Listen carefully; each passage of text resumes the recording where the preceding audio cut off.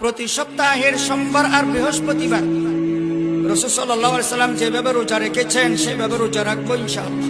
এবং রাসূল সাল্লাল্লাহু আলাইহি ওয়াসাল্লাম প্রতি আরবি মাসের 13 তারিখ, 14 তারিখ, 15 তারিখ রোজা রাখতেন, নফল রোজা।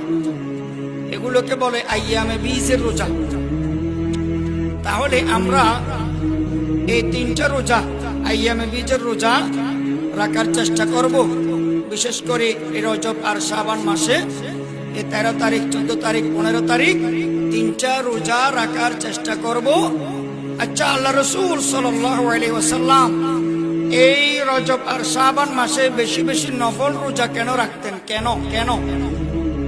রমজানের ফরজ রোজা রাখার আগে ট্রেনিং, এটা একটা ট্রেনিং, এটা একটা প্রশিক্ষণ।